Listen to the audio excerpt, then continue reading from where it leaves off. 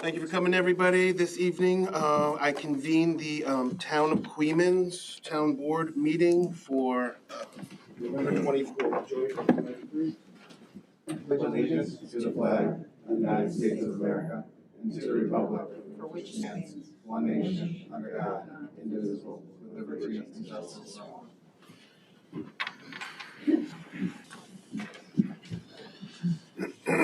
Record reflect that all the members are present tonight, and also be aware that the public hearing is still open from November 13th, and we will take remarks of that at old business. We're going to go through our department reports first. Everyone received their minutes from the 13th? Yes. I know it's just the 23rd on here, but it's 11/13. I'll make a motion to accept them into the record. I'll second that. All in favor? Aye.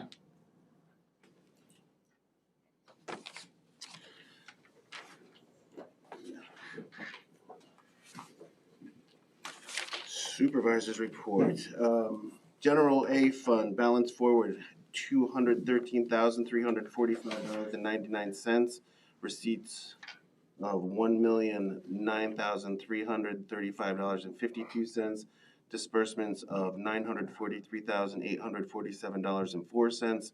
Balance of $278,834.47. Night class earned interest this month, $8,544.96. Consolidated fund balance forward, $659.12. Receipts of $595,414.42. Disbursements of $595,411.13. Balance of $662.41.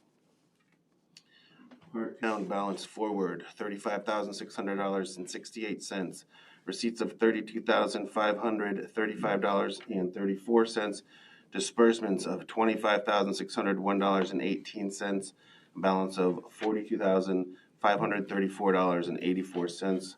Earned interest $5,071.46. Highway Part Town balance forward $92,017.44. Receipts of $102,466.47. Disbursements of $93,669.10.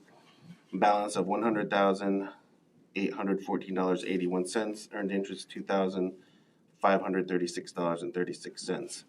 Townwide balance forward $19,880.59. Receipts of $30,000.31. Disbursements of $18,215.07. Balance of $31,665.83. Earned interest $75. Sewer balance forward $60,495.19. Receipts of $51,418.34. Disbursements of $111,001.48. Balance of $912.05. Earned interest $1,375.56. Trust and agency balance forward $25,889.44. Receipts $238,954.38. Disbursements of $241,501.36. Balance of $23,342.46. Capital project balance forward $4,261.14. Receipts of $250,006.15. No disbursements. Balance of $254,267.29. Earned interest $107.44. Section 8 HUD balance forward $14,501.60. Receipts of $71,793.41. Disbursements of $75,104.44. Balance of $11,190.57. A savings account, Grove Cemetery, $928.69. Earned interest $104.65. Queens Hollow Cemetery, $546.80, $10.49 earned interest. Alcove Cemetery, $320.97 with $48.82 in interest. Total savings account, $1,796.46. Total earned interest, $163.96. Bank of Greene County and National Bank of Coxsackie, both FDIC covered for $250,000, and Greene County collateralized at $862,688.20. NICLASS report, contributions to A class, $500,000. Withdrawals, A class, $650,000.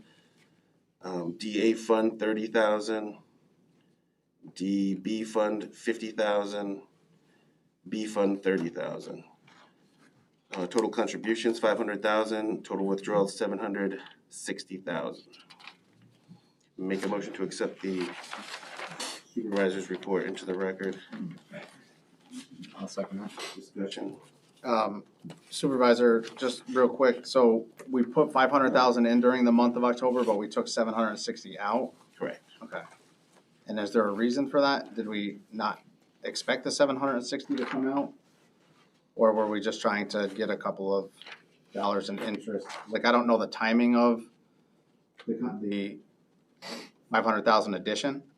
Yes, we're always maximizing our interest. The withdrawals were for A specifically, water rents, the $250 for the AOWH fund, and $200,000 just basically for bills, payroll, and insurance.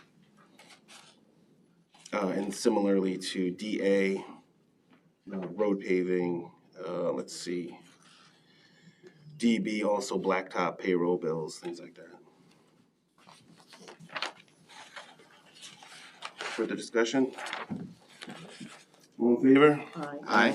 Report's accepted. Okay, so you can read clerk's report, please.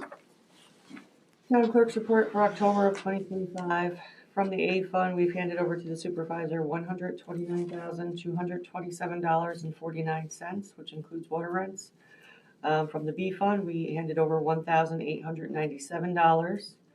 Total of sewer rents, village payments, and interest was $57,804.28 for a total local shares remitted of $188,928.77.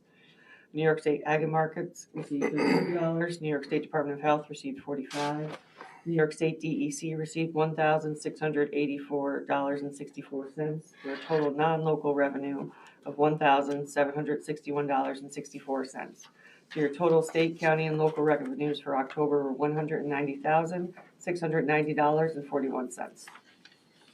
Make a motion to accept the October 2025 town clerk's report as submitted. I'll second that. Discussion? All in favor? Aye. Chief Tryon?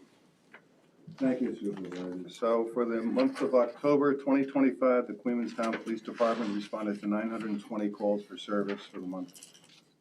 The result of those calls for service resulted in 37 criminal arrest cases. We effected 206 traffic stops and issued 71 tickets townwide. We also effected 2 arrests for DWI, investigated 6 car accidents, 6 crashes. As I mentioned, the note is we helped out the Clemens Hollow Fire Department with their Horror in the Hollow, and it was a great and fun-filled night. No issues. And I want to remind people that we have a certified car seat technician on board, and if anyone needs help with putting a car seat in for a child, the laws are pretty complicated, actually. And there's a right way and a wrong way to do it. So we have a certified person who's able to do that for you. Call the town hall and we can set it up. Thank you. Make a motion to accept the police report for October. Second by Councilperson Bruno. All in favor? Aye. Accepted. Meeting Jason? Good evening, everyone. Building Department report for for the month of October 2025. Permits issued were 8. Certificates of compliance or occupancy were 14. We had 2 operating permits, 1 stop work order. Fire inspections on multi-dwellings were 3. Fire inspections on commercial buildings were 8. We had 2 miscellaneous fire inspections, 4 building complaints, 64 building inspections for the month, 1 permit renewal. Building fees for the month were $825. We had 1 special use permit, 1 site plan review, 6 property searches, and miscellaneous fees were $600.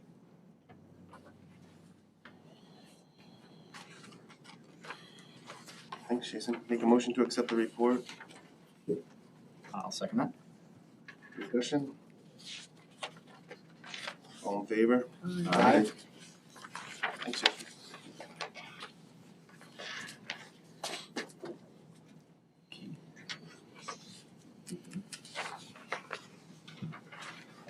Evening, board. Reading the sewer report for October of 2025.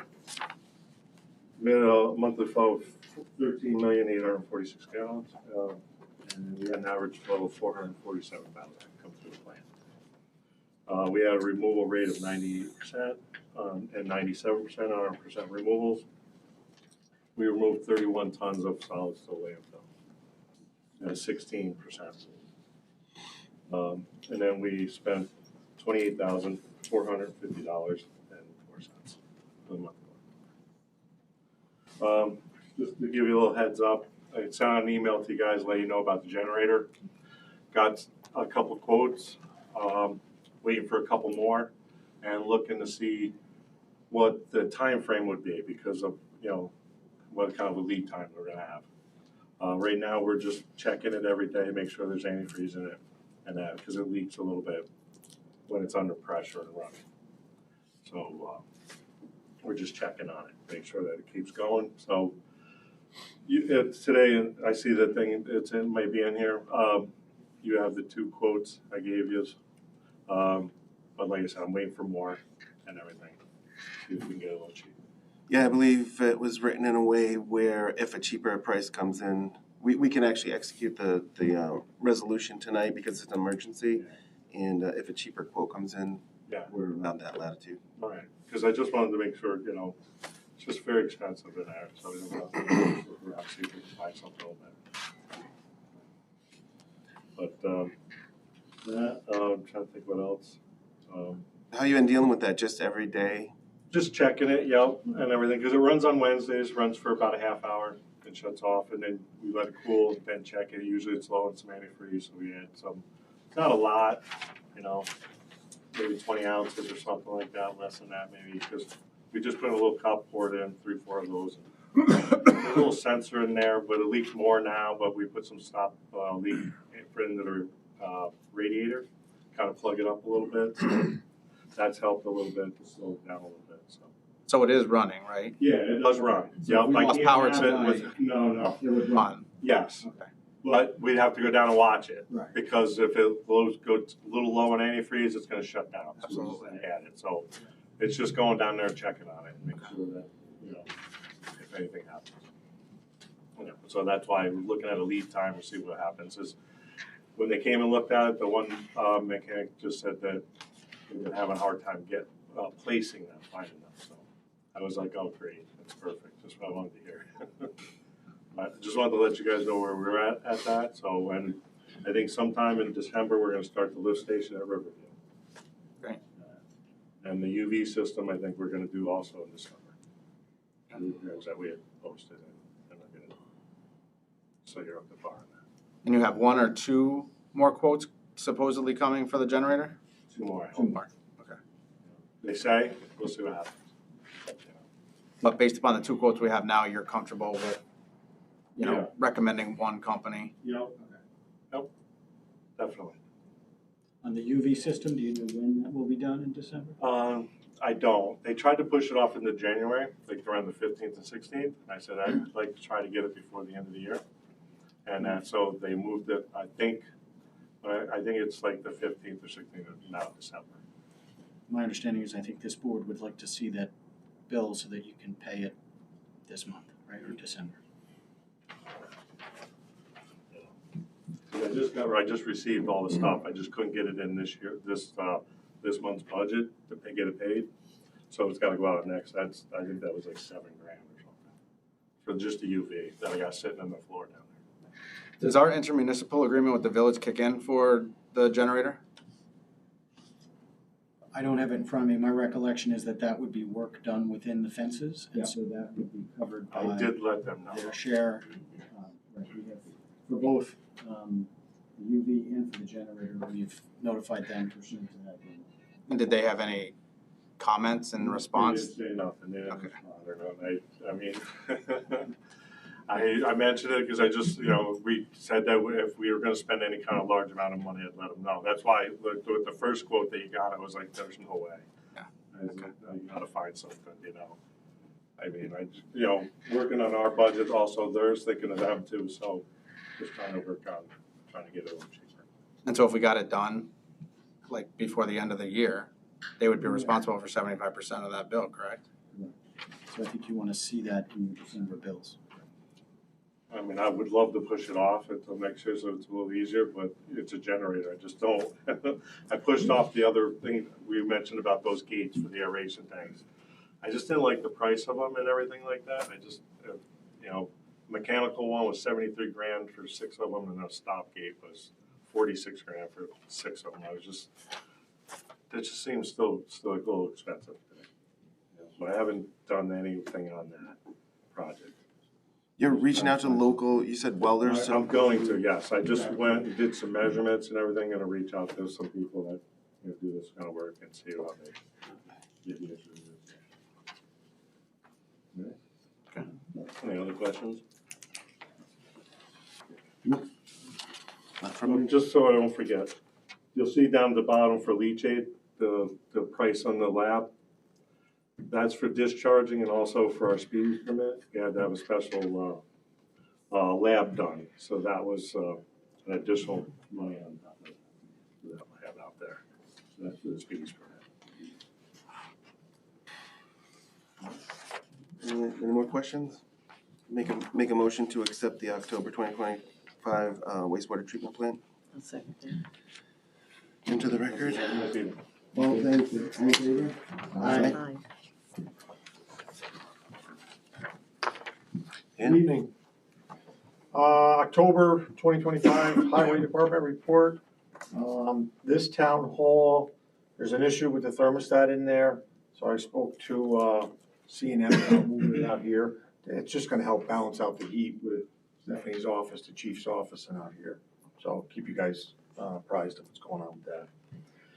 Up at the garage, we replaced 4 shocks on C4. We serviced the Polycaster Sanders. C5 had a power steering leak. We got the light plant out. We got that serviced up. That goes up the salt pile. We replaced C3 transmission leaky oil lines. We installed the plow and wings on truck C11. We installed the plow and salter on C4. We replaced the alternator and the belts on a Volvo loader, and just want you guys to know that is a 2008. Eventually, at some point in time, that's gonna have to be replaced. We replaced the rear brakes on C2, and we also put the plow wing on C16. Moving on to the roads, we did a bunch of paving up on Linscoop Road, Bucks Ranch Road, Muller Lane, and Fairs Road. A resident reached out up on Old Ravena Road. We installed a new shoulder up there.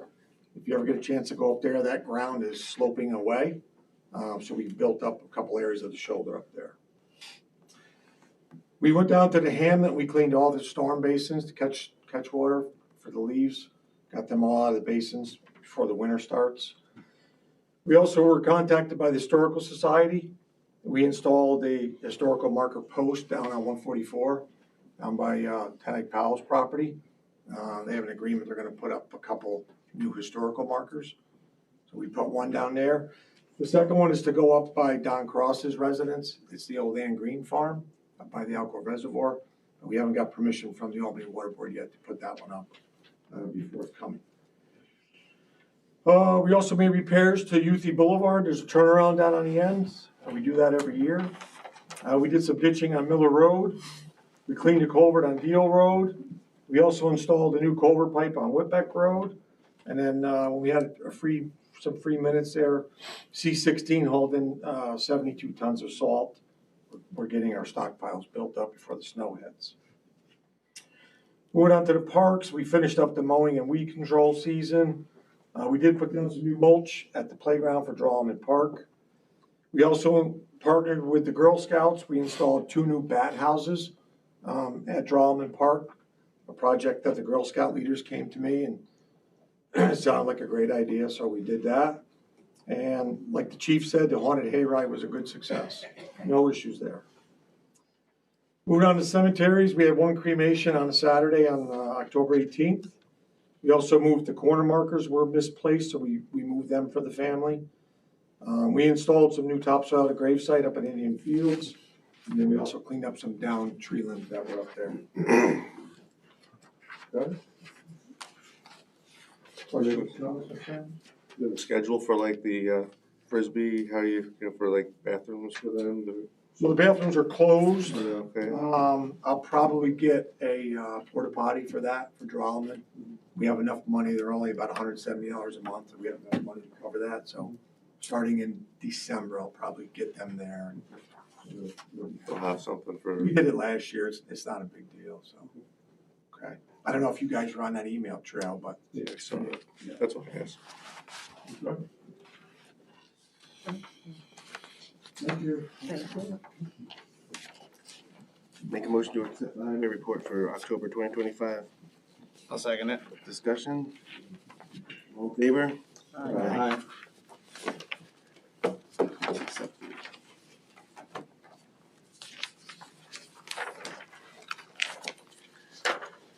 Okay, that brings us to old business, the public hearing. Let's see where we're at with that.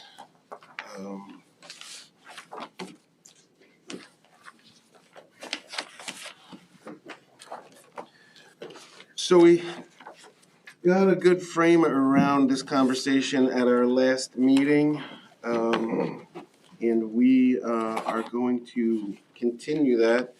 If anybody wants to follow up where we are at the town, our desires are for this shared responsibility, as we were talking about, partnerships with the business operating within Queens.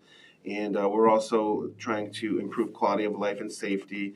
And we would also like data-driven decisions, whether that's includes truck counts, traffic studies, things of that nature. And we are looking forward to working together with the industry and the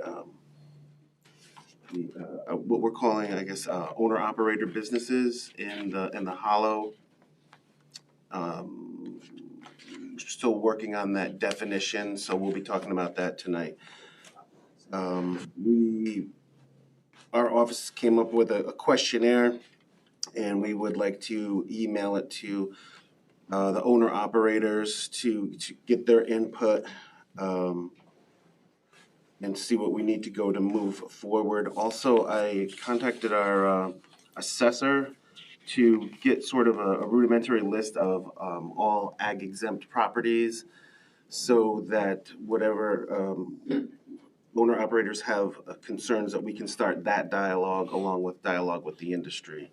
It's probably going to be a lengthy process, but that's where we're at with it. If anybody has any comments for the public hearing, step to the lectern and we'll. And before we begin, could we just make sure, feel free to come up, try to keep it within 5 minutes and just state your name and your address, please. And any questions or concerns, just make sure you address the board and not other people in the crowd.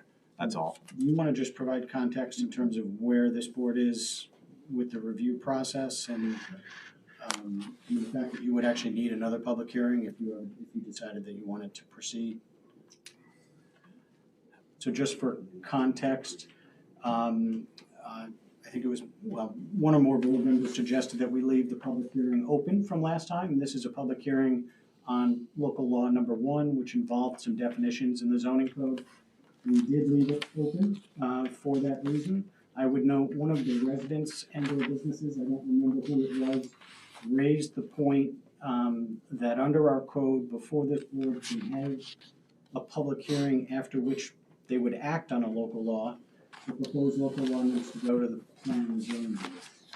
The resident or the business owner was 100% correct on that, and so we're continuing the public hearing from last time. If the board decided that they wanted to proceed with this local law or some version of this local law, they would have to have another public hearing after they hear back from the planning board. So that's just the context in terms of where we are in the process. There can be no action following this public hearing tonight for this consideration. So, Rich, you're referring to the new business 9.4, referring to proposed local law to the PBZBA for advisory opinion? I mean, a lot of times when you have a local law, after the public hearing, the board can act. I guess I'm just trying to make clear that they're not at all in a position to do that tonight, and if they wanted to proceed, they would need to schedule another public hearing after hearing back from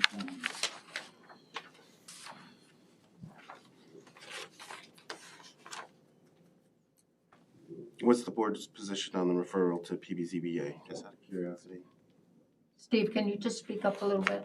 What's the board's position on the referral to the PBZBA for an advisory opinion? Any? My position is I think that we need to have a workshop with the PBZBA, and I think during a workshop, this proposed local law should be discussed in detail. Following that workshop, if we felt that it was appropriate at that time to have them conduct their own cursory review and discussion amongst them, and then to provide us with their advisory opinion. But I don't know. I think we as a town board need to have that workshop and discussion with them directly rather than just sending them this draft proposed law and saying, here's what the draft is without any context or. Sure. Yeah, that makes sense. And I agree. And I also think, isn't it, if we send it, isn't it like a 30-day window to act on it? No? No, I thought 30 days to respond to you. 30 days to respond. Like let's not even start the clock. Like, let's just have the discussion first, and then, when we feel like we're ready, enough information has been given to both boards, then we can do that, and they can give us a 30-day response. So I agree. We have also circulated other definitions for the board's consideration, and so if you wanted to proceed and wrap all of that together, then we would have to circulate another version of the local law as well. Yeah. Do you want to discuss dates for the joint meeting with the PBZBA? We can. I just have a suggestion of December 1st. I mean, That's on Monday. we would be providing dates to them, that we're available. We don't know that they would be available necessarily, but. Can I say something here? Yeah. I'm Vice Chair of the Planning Board. I think this has to come to the Planning Board, and we discuss it in-house with the Planning Board first. Then we can have a workshop with the Town Board. Because obviously you know more about it than we do. Yeah, and I think that's why my thought would be that we would have a workshop together and we would provide you or members of this board. I believe our board should talk amongst ourselves first. Understand that. That would be my suggestion. That makes sense. So it sounds like a blanket email with the planning board and the town board to see dates We can have available. one later, but we'd like to have, that's my personal opinion. I can't speak for the rest of the board. Okay. Mr. Collins, have you seen a copy of this draft proposed law yet?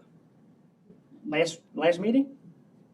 No, I mean, you might have saw the resolution that talked about site plan review, but I'm specifically asking you, have you seen this draft local law yet? Okay. So Walt just sent, if Mr. Collins, if you want. It's 165-15. So you need to look in the code book before you write something up, because it's in the code. Absolutely. The person who brought that up was 100% correct.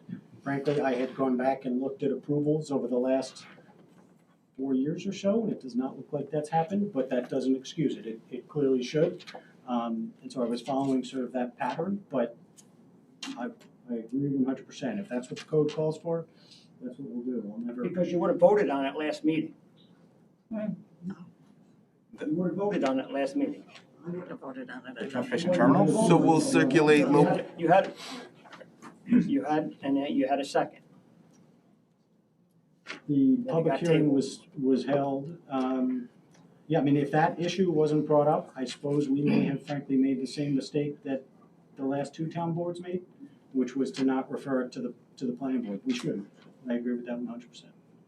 That's all. Mr. Collins, I certainly understand you wanting to chat with your board amongst yourselves, and I'm totally fine with that, provided you guys do have a copy of this entire draft local law first to look at, and then just to discuss amongst yourselves. Yeah, so I know we did the site plan review one. We emailed it to Ms. Grogan, and I think maybe she shared it out with you, your board. But we'll have to get tomorrow, we'll get these other ones out to Ms. Grogan, and she can send it out to the rest of the board, or we can just send it out in a blanket email. That's fine.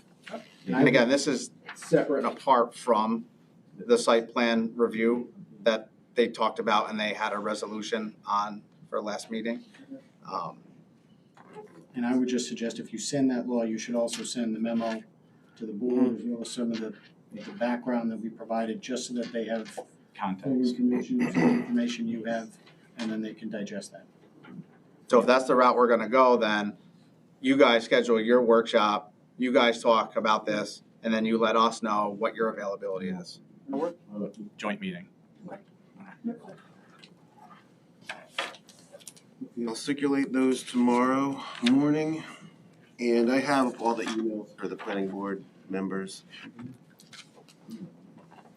Yeah, that's the memorandum that Rich was talking about. Right, but should we say it now? Like, is that pertinent to, because this wasn't mentioned at the last one? It is, but the planning board they'll read that and go through it.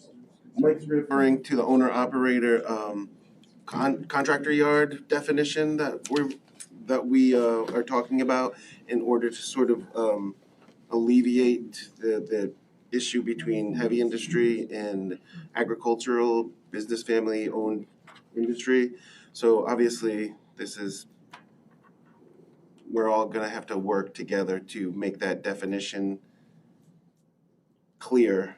Yeah, so that came So it doesn't fall. after the fact. This public hearing was specifically scheduled to talk about the transportation terminal agricultural related. That, because of the public, because of my issue with this definition and how it would affect, businesses in the RA district, that's where that kind of came But about. we all agreed to this. I mean. So, yeah, that was from our in our workshop. We all Yeah, agreed no, that. and that's From fine, October 16th, yeah. but that in and of itself is not part of the public hearing, right? No. That is not part of the Just draft Making proposed it law. aware for the planning board that you're gonna get probably a few different documents tomorrow morning.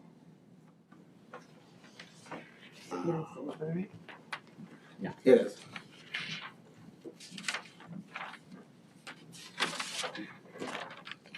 I just want to make sure, for clarification, when I do minutes, we have public hearings, we have discussions. I want to make sure everyone here is clear that the public hearing that is open, has to be held again, is for the agricultural transportation terminology. It is not for site plan review. The public hearing that is open is for local law 1, which is agricultural related transportation terminal. Okay? So if you're doing any public hearing comments, could you please make sure it's pertaining to that?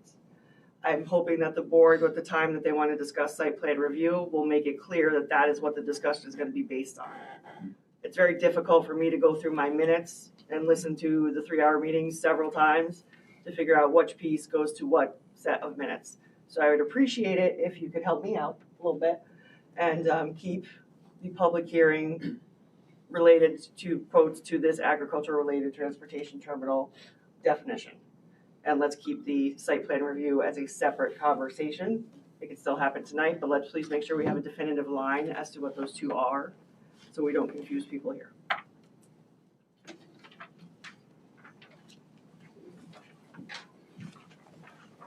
So any more comment on local law number 1, which references truck terminal and agricultural truck terminal?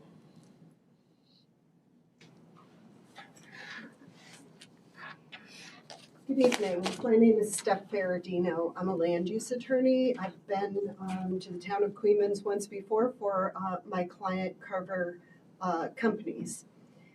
First thing I would ask is that you disseminate whatever it is that the additional definitions are. It's hard to come here prepared for a public hearing on a matter when that information, new definitions, comes to light while we're sitting here. So I would ask that you make those available either on your website or in some other fashion. I assume you all know my client Nick, and email to him would be perfectly appropriate way to disseminate that to us, but I think your entire community deserves the right to see the things that you're considering when we're here in regard to a proposed local law. I will only speak to the definition that I have, which is that for the transportation terminal ag-related. This proposed local law has both substantive and procedural defects. We'll start with the substantive first. Transportation terminals have been permitted accessory uses in the RA zone since at least 1993. I haven't actually showed up here at your town to dig through the codes, which you're supposed to be keeping in your clerk's office, but at least since 1993, it has been a permitted accessory use. As far as I understand, this has never been an issue until the GE Verona project, the one other time I have appeared in your town. The 2020 change was simply to provide a definition of the use, transportational terminal. As you'll find later on in my comments, sometimes you have to actually define uses so that people understand the parameters. And it's my understanding that's why that occurred in 2020. Not to eliminate the use, not to restrict the use, not to modify the use, but simply to define its terms.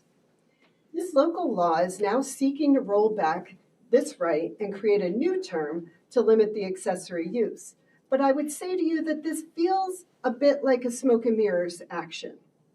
You label this corrective action, but really it's targeting my client, which is clear in the supervisor's comments from the October meeting. The new definition is either redundant or unnecessary. I haven't really been able to figure that out. It enables storage on agricultural properties when the use table already authorizes farm produce warehouse and barns. Those seem like places where you might store things. This also makes little sense as farmers can already keep their products on their property. It also contains an undefined term, transfer site. I have no idea what that means. I've been practicing in New York State for almost 3 decades. I have never come across that term nor a definition for it. So to the extent you want to use it, I think you need to provide some clarity around it. It appears that there is no need for this addition. These things are already in the code, which leads me back to my presumption that this is just a cover-up for attempting to restrict something that's been allowed in your town for the last 3 decades. Transportation terminal, as it presently exists, is consistent with the other uses in the RA zone. Town of Queens is pretty unique in that the district has a lot of things that don't relate to residential and that don't relate to agricultural.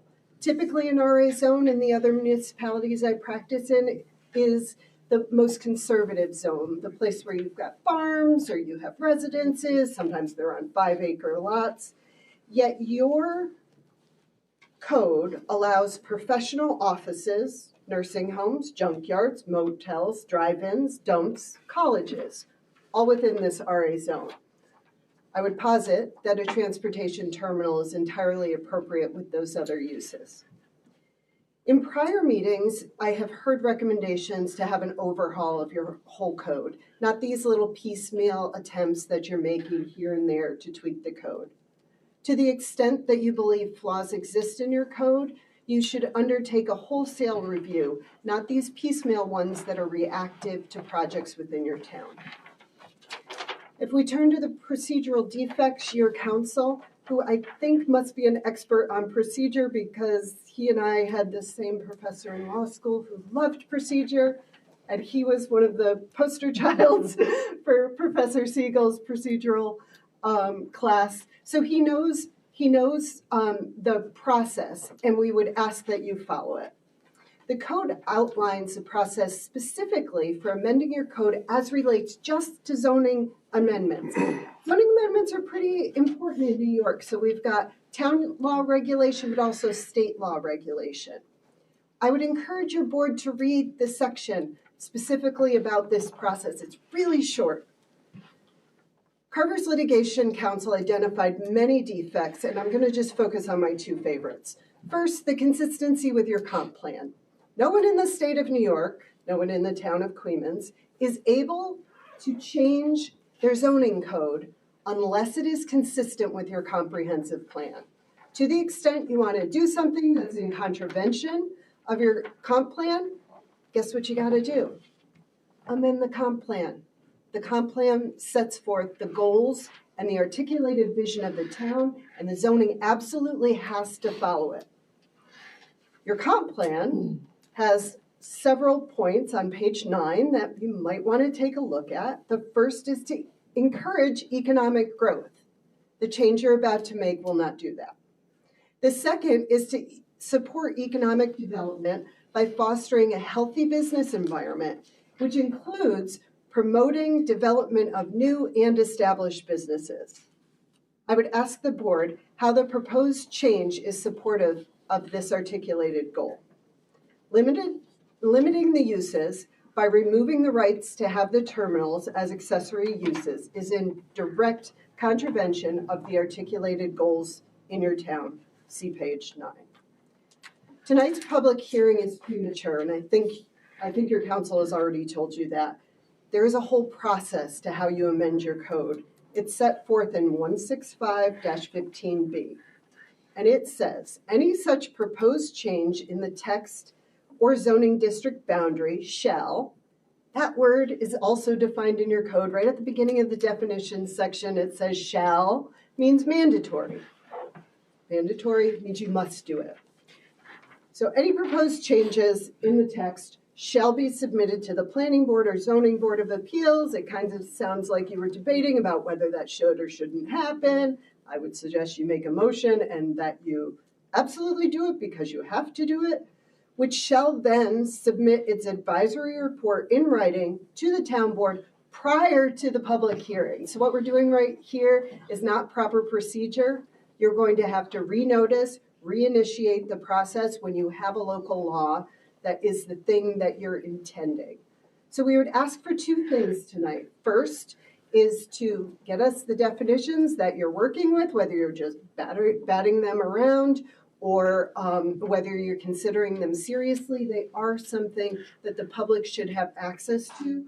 And second, to the extent that you want to have a workshop, the town board members and the Planning Zoning Committee have fantastic ties to what's going on in this community, but you don't always know the considerations that are in your constituents' best interests. And we would ask that you welcome us into that workshop and that you allow participation of the public in that process so that in the end, to the extent you are making changes, one, that they're legally sufficient, but also that they're truly in the best interest of the town.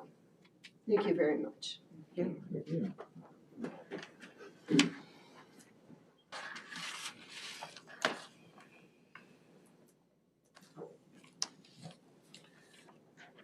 Any further comments in the public hearing? Carl McDonald, Stanton Road. Well, quite honestly, I guess I would agree and echo that there should be a greater participation by residents, by businesses, and by folks that really understand the rules, the regulations that this board and all have to follow. I looked at the code. I don't see a whole lot of teeth.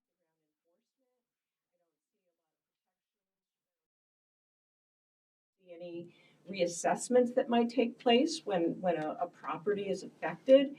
I know that many residents work for some of these companies. I'm not for one or the other because quite frankly, I don't understand the totality of what this is trying to do.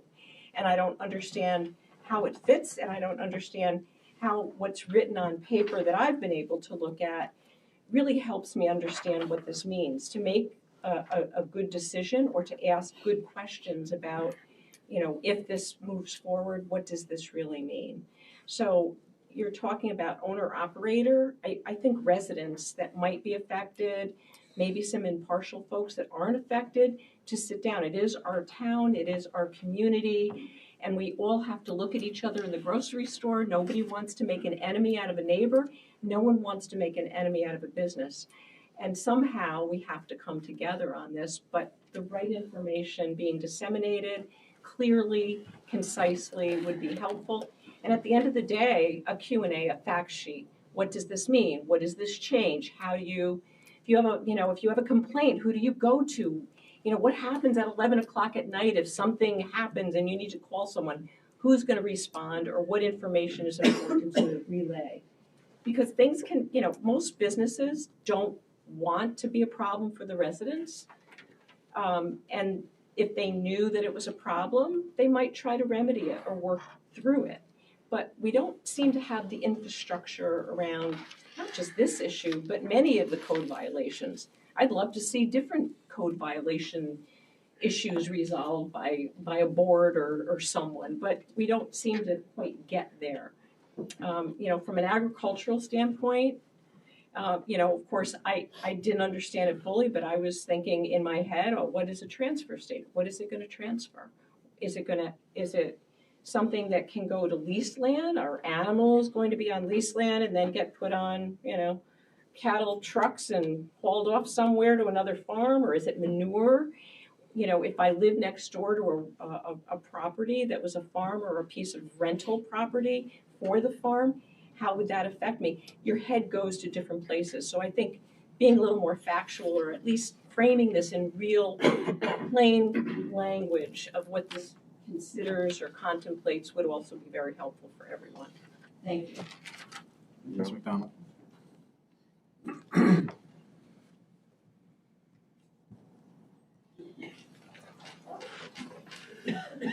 Hi, my name is Stephen Flack. I have a farm up on Blodgett Road and a residence right up here over Martins Hill Road. I'm going to come at this to you in a little bit of different light than some of the business stuff. As a former town board member, when things happen like this at the end of the year, to most constituents, most people in the town, it seems rushed, especially with an election just being having been done. There's people that are leaving the town board. There's new people coming to the town board.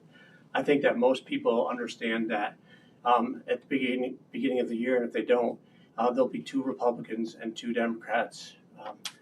Congratulations on your victories as well. I'm happy for you. So those are things. So it does seem like this is trying to get done before that takes place. I'm not saying that that's exactly what's happening, but it seems that way to us, especially those of us that have farms and places that this particular law can affect. The other thing that concerns me is that a local law being brought up by possibly, okay, so I don't have all the facts, so I'm trying to be careful with what I say, possibly by a board member because of an issue that they have with a neighbor or a surrounding piece of property, for them to bring this law up. If that's the only reason we're bringing this law up, then that's not really a great reason. I think we have to be careful, in those situations. Sorry.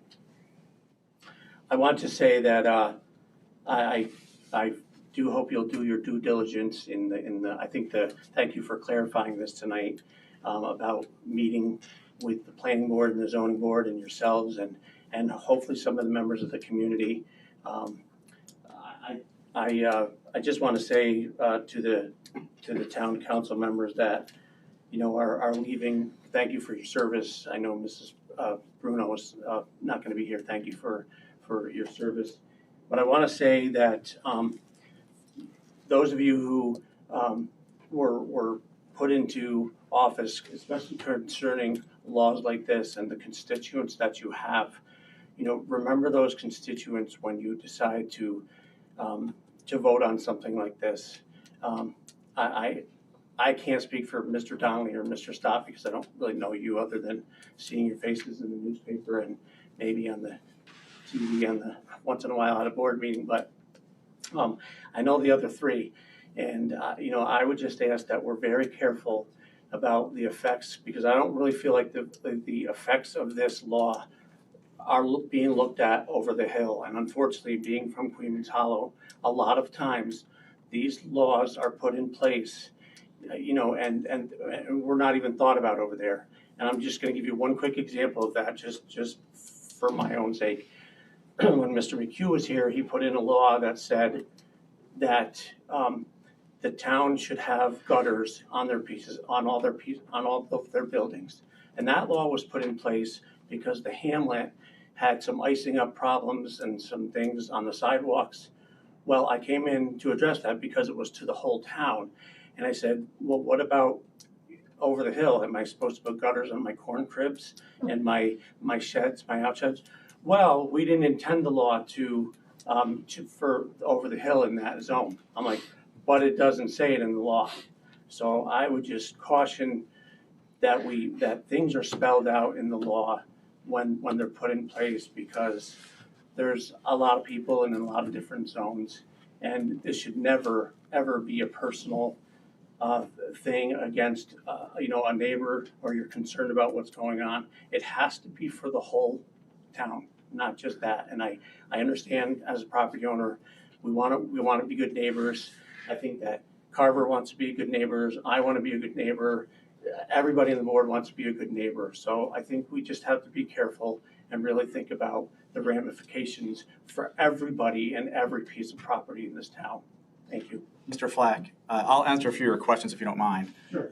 So the first thing you mentioned was, the issue with, the optics of a town having an election. Few people in, people out. But I think, we've done a decent job of making it clear that this is not going to be a rush decision. It has not been, a resolution for this has not been on the agenda last time or this time.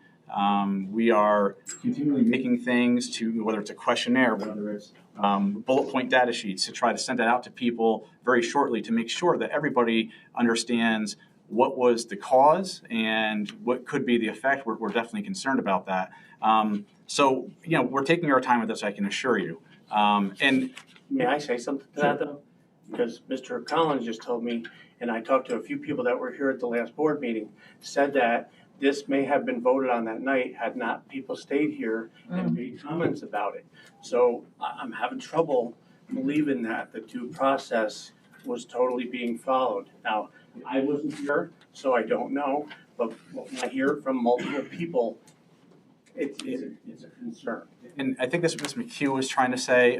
There was two things at the last meeting. It was the possible redefinition of a transportation terminal. That's what the public hearing's for. And what I think you're referring to is totally different. It's a site plan review.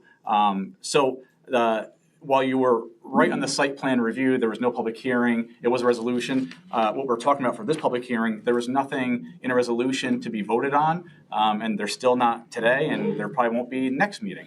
We need a lot of information to be had since we started this journey, and we are doing certain things to sort of reach out to the public to make sure that we do get all the information. Because like you said, we are a very large geographic area in the town of Queens, and what's RA land in the hamlet is not RA land in North Queens or in Queens Hollow. So we have a huge area of RA land, and everybody uses it to their own uses. But I think it's important to try to get, as best as you can, a one size fits all, in which everybody is satisfied as much as we can get, right? And there's always those unintended consequences that you talked about with the gutters, right? A law was made for the hamlet, but it affected possible people in the hollow. So I think we always have to be careful when we make laws or changes to any code or town code, zoning code, that you watch out for those unintended consequences. And sort of what we're referring to with this, if you weren't at the last meeting, and I know like the first 15 minutes of the last meeting was cut off, it wasn't videoed, and it sort of was explaining where this came from. And really it came from 2020. In 2020, in order for I'll say a resident to have a possible transfer station, recycling center, the town board redefined, I shouldn't say, they defined, it was undefined. They defined a transportation terminal. And they defined it, and I don't have the definition with me offhand, but they defined it as like a railway terminal, a port, a freight station. So these very industrial words, right? And I'm okay with that because you're trying to change it in the industrial zone for an industrial purpose. But what the town board inherently did as well was they changed that transportation terminal. That's a definition in the 3 industrial I1, I2, I3, but there's that same term in residential agricultural where you live. So now we're applying that definition to the entirety of the town of Queens in both industrial and agricultural. So I think the purpose or possibly the thinking was, do we change the definition of the one in the RA zone to make it more applicable to residential agricultural life rather than a very specific definition that looks like it's geared towards industry? So that was the goal, the point. And again, we had a transportation terminal agricultural related definition, and we're still, after hearing people talk about their issues and concerns, we're still thinking about how, do we keep this? Do we make another law to pertain to maybe somebody like you? What's the right thing to choose here? So we are definitely taking our time and our due diligence to make sure that we're doing the best job we can with the information that we have. Thank you very much for your explanation. I do just want to say, when I said it does seem a little, when a councilman, and it's yourself, right, that is involved in a piece of property, in North Queens, when this comes up and it's kind of like, to everybody in this town, it looks it doesn't look great. So, in fact, if it's a personal issue, if this law is a personal issue, I think there has to be talk of, should you, the council person, be recused from voting on it? When I was the town supervisor, we had a vote on my property and the motocross track that I have up there that I've had since 2001, permitted by the former building department, as well as being okayed by the former board when Mr. Hotelling was on board, and the Albany TEA, his office as well. I had to recuse myself from that vote naturally, right? Because it wasn't mine, it was my father's. But if it's a personal property or personal thing that's involved in this that may have precipitated this, and I say may have, and I'm not blaming, I'm not accusing, I'm just saying those are things that I hope that you think about. Yeah. And I'll assure you, Mr. Flack, I don't live on an island. I live in a neighborhood with 50 other homes. And I can assure you that as you get on the town board, and you know this as a former supervisor, when you get on any government board, like you have constituents, all constituents. And I can assure you that, and like I said before, we have a very large district geographically. And what may seem like that to you, I can assure you that the people maybe in North Queens with those 50 homes, they think differently. They think that maybe their voices want to be heard as well, right? And I've never seen, to be honest, I've never seen an industry so concerned over an agricultural accessory use. I think it's good that you will dispel the rumors that would go around. And listen, I am one of 5. I mean, it'll eventually, as you know, come to a vote, and if people agree with this, then so be it. If they don't agree, they can vote no, and that's fine too. Everybody's entitled to their opinion, but you make decisions and you have to live with them based upon what's best for the town. Thank you very much. Appreciate your time. Thank you.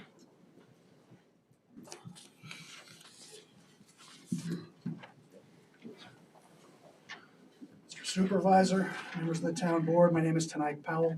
I live on Bronx Road in Queens. You all heard me talk last week. And Mr. Flack raises a good point. Quite frankly, I am of the opinion that this is focused on me and Carver Laraway. As we have mentioned previously, this was not a concern for 60 years. The dual zoning that Mr. Stott protested, that I went to the planning board and had him affirm was not an issue for 60 years. It was not until Mr. Stott, exercising his right, came to the town board. There may have been a process problem there, by the way, because it never went to the planning board. It went right through the town board, so that may be invalid. However, what I would like to do first of all is talk a little bit about the ethics of this. You may know that I've been a naval officer, and naval officers are given ethics training every year. So I have had over 50 years of annual ethics training. I read the ethics code for the town of Queens, and it's pretty remarkable. It's the same as Bethlehem and many other town codes. And basically, if you read it, what it says, and I'm sure you've all read it, but it says that if there is impropriety, a town board member should not do the wrong thing. But then later on in the same statute, it says that there is no requirement for you to be recused from it. I believe it's right here. So the bottom line is that if there's an appearance of impropriety, you don't have to recuse yourself. Fair enough. 10 pages. Here's what a United States naval officer knows. We have 13 7 do's, 6 don'ts. The last one, avoid all actions that give the appearance that they are illegal or unethical, period. So, you have to make your own ethical standard. I make mine. I don't believe that this is that. The attorney can tell you otherwise. That said, let me give you a little history. So as you know, I was on the zoning board 30 years ago, 40 years ago. There may be a few old dogs here that remember that. But we worked really hard on getting a new zoning ordinance. Very hard. Kerry Marsh was the lawyer on it. He was the chair. He was superb, and he knew his stuff, and he lived in the Hollow. Where we made the mistake, and I hope you don't repeat it, is we did not take into consideration the people in the rural parts of the town, which is the majority of the land area of the town.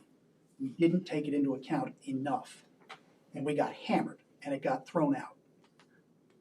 I encourage you to talk to everybody you can. I appreciate the fact that Mr. Stott is interested in the north part of the town. I am as well. There is one farm, it's the largest pig farm in Albany County. That's it. That's the only farm in North Queens. I have land that is mowed by the Stanton family, trying to make something happen there, at least keep the land clear. But the reality of it is that to try to make agriculture pay is a fool's errand. I own a business. It's an agricultural business. I sell feed and seeds and tools. Does this new law mean that I can build a replacement for my 50,000 square foot warehouse there? It seems that it does. But then it says I have to grow the stuff that I do there. Well, that's absurd. But the point is, when you do things like this with haphazard process, basically trying to ram it through quickly, what you end up with is the same place we were trying to get that last zoning ordinance passed. It gets shot down. Your credibility is ruined. And then you try to govern after that. You have a legal budget of $80,000 for next year, I believe. I didn't see a contingency in it. You are opening yourself for lawsuit with this. I encourage you to be thoughtful. Thank you.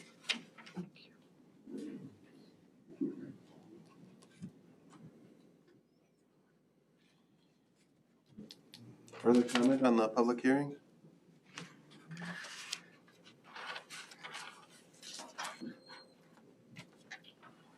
Hello. Good evening. Linda Geraldson, 187 Fuller Road. Congratulations to all that was elected. I look forward to a good job. The only thing is I had the pleasure of watching the last meeting. It was disgusting, absolutely disgusting. The fighting, the arguing, the accusations, like stop. okay? We're not in high school now, all right? Let's just do good business, okay? Let's move forward. If you guys don't like who's here, step down, because I'm not interested in paying your salary, okay? To fight and argue. All right, it was horrible. I should have probably never watched that meeting before I came to this one. Although this one seems to be a little step down. I don't know, I shouldn't speak too quickly. But I do have a question. This, I think, would directly impact me with 116 trucks going by my house in an RA zone. So, I would say absolutely, keep pushing forward. And I guess it might have to be more of not a whole entire one or done. There's got to be stipulations, okay? And I would appreciate that, but I absolutely think that the intention of me being in an RA zone does not mean having 116 trucks passing by my house. I would definitely think that would not be the intention at all in an RA. Otherwise, I mean, probably you could do me industrial and, you know, I don't pay taxes and my 21 neighbors don't pay taxes because we live on an industrial road. So yes, I say keep pushing ahead. The problem is I feel like you guys are getting a lot of pushback because you're starting to take control of our town and do things that need to be done, okay? And people were afforded to run around here like the Wild Wild West in the past. So let's rein it in, okay? Let's start being a town that we can all be proud of, all right, instead of a disgrace. Because honestly, I showed a little clip of a meeting to an outsider, and they were like, what? And I'm like, oh yeah, it's disgusting, right? But Ravena's always had a bad name, right? It's always been a bad name. I mean, hey, my kids played football. It's a bad name, okay? Like, stop.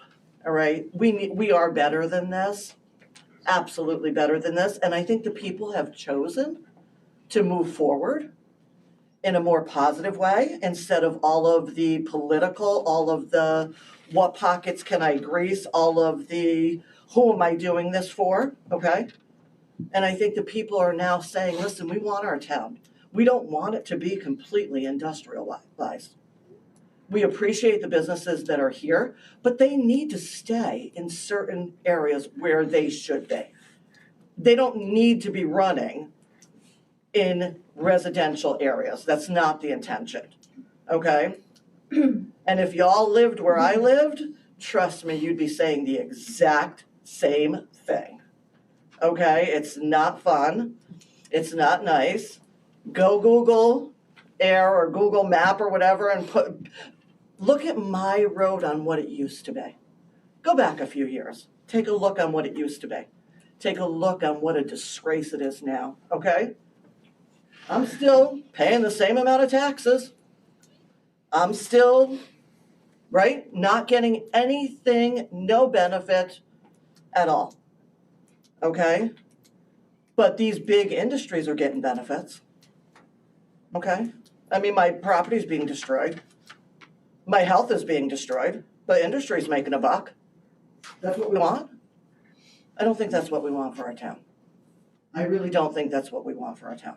So absolutely, tell me if I'm wrong, but I definitely think this would greatly impact the truck traffic on my road. And I do appreciate a much more civilized board meeting because y'all look refreshed instead of just angry, okay? And I don't think, honestly, it's a bad thing, right? And Mike, I know you're taking a lot of heat. You keep going forward because you know that's correct, okay? And Steve, stop with the nonsense of just checking everything. The budget is the budget. If you overspend, you overspend. It's like taking the money out of your savings. Please, just stop, okay? Because you will look better with different knowledge going different directions, okay? I'm just telling you that as a personal opinion, That's all fine. right? You're entitled Only to it. because we all know we pay our bills. right? Something happens, you take it out of your savings. It's the exact same thing. Please try not to make this board look bad. They're not doing anything bad. If I They're could trying to just- do things correct. It's not to do with the public hearing. Yes, I'm sorry, I'm done. For the sake of the clerk, Yes. if we could keep this, Yep. these comments focused. Yeah, on the absolutely. overall, please. Yes, so that's it. Thank you. Keep fudging forward because I do think there is a lot more to this. And I think that's why I winded up with 116 trucks on my road, is because nobody was paying attention. Okay? And that I'm sure we're gonna get to another discussion at another meeting where we are with that and moving forward. Thank you. Thank you. Thank you. Other comment? Seeing none, we're gonna leave the public hearing open. Oh, there you go.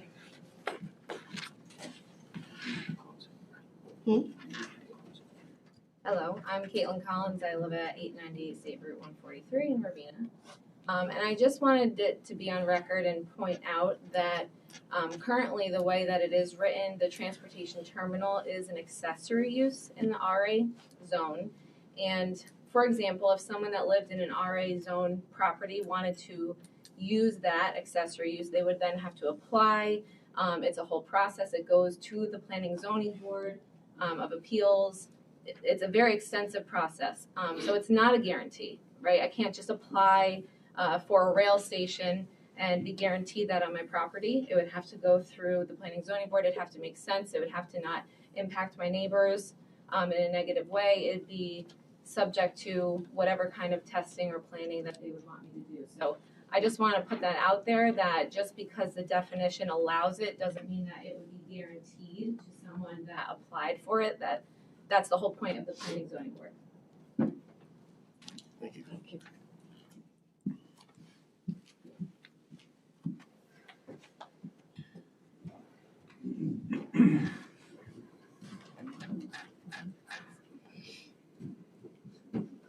Good evening, my name is Absel Weldingwala. I live in Ravena, 8 East Street Drive. And I own 10 East Street Drive as well. And I'm constantly looking at different opportunities for investment. I'm looking at farms and trying to invest in Claimants and Ravena. Already bought 2 properties. I've lived here for over 10 years now, 12 or 13 to be exact.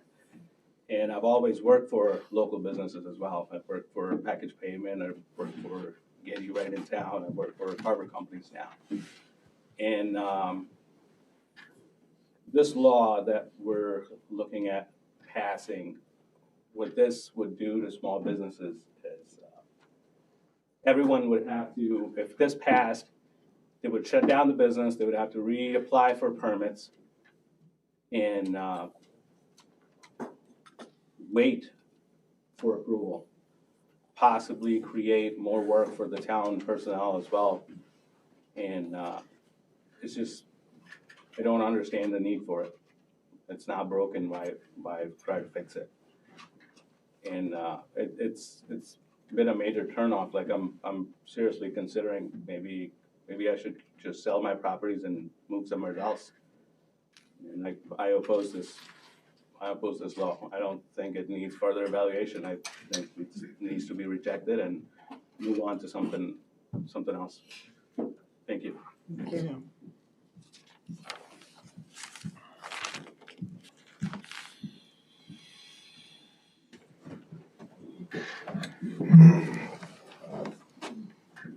Good evening, everybody. My name is Joseph Malik. I live at Dock Street down the road. I'm also, for transparency, I'm the Chief Legal Officer for Carver Companies. It's very nice to be here and meet people and look at democracy at work. I don't have anything specific to say about the legislation that we've been discussing, but I did want to reframe some of the conversations that we've been having. This isn't a boogeyman or a fight between David and Goliath, and we need to remember that. There's a reason I choose to live here. I didn't grow up in this community. I came to this community as a result of the opportunities that this town is creating, not just for people locally, but across the country, across the East Coast. It is important to remember that when we look at rebalancing things such as this, that they're not coming from a place of bias. And that bias is a two-way street. It can come from us as residents, as industry, but it can also come from the people who are put into positions of power to ensure that we evaluate the things in the way they're supposed to be evaluated. And what I mean by that is we need to remain open to real conversation. And Stephanie said it quite well. It feels almost like a smoke and dagger show. I won't go as far as that, but I will say that it's important that if there are true concerns on the part of the board, on the part of the town, and part of the community, that we talk about them in a way that is transparent and makes sense.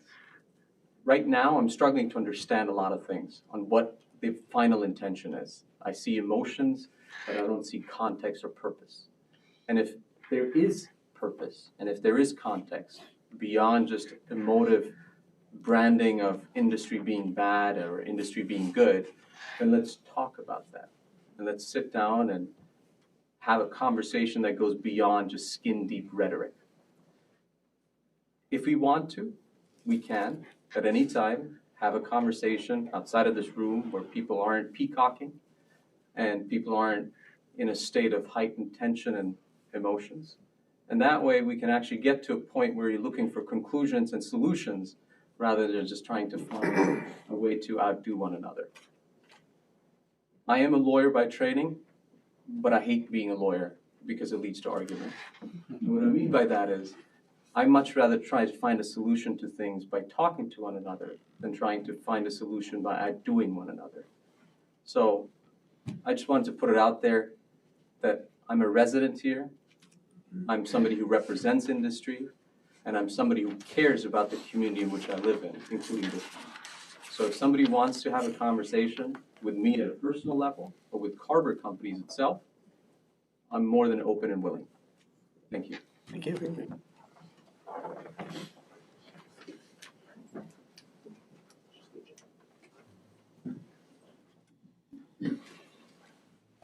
Good evening. Barbara Heinzen. I live on 144 on the boundary of Queens and Baltimore. We've heard a lot about the need to protect development in the industry and that this law would undermine that ability to develop and make money. But I came here because I also believe we have a responsibility to protect the natural world, the air we breathe, the soil that grows our food. And if industry is not separated clearly from the areas that need protection, how do you protect the natural wealth that supports all life, including human? So maybe the first draft of this rule did not work out. But I think the need to make it clear that it's not just the business activity, which can be very destructive, is protected, but the wealth of the natural world that's here in Queens also needs protection. When Carver Companies bought property from your family tonight, a native woodland was completely clear-cut. There was no reason to do that. It was in an RA zone, and it had very minimal permits from the DEC because we asked them, and they were shocked by what had happened. Several years ago, there's a Conservation Advisory Council here in Queens, and it put together a natural resource inventory. That had been up on the website. I hope it can come back on the website. That cataloged the enormous value we have here in the diversity of life in our natural areas, and that needs to be balanced against what's good for the population who is not necessarily involved with industry and what's good for keeping the economy healthy. Our economic system does not reward people for protecting the natural world. I wish it did. In the absence of that reward for protecting the natural world, we have to have statutes. I think they're a very poor instrument. We need a better way to do this. Perhaps we can find it in this town. And I hope the board continues this dialogue so we can find a way to protect all of life in Queens not just industrial life, not just commercial life, but everybody who lives here and relies on clean air, clean water, and clean soils. Thank you.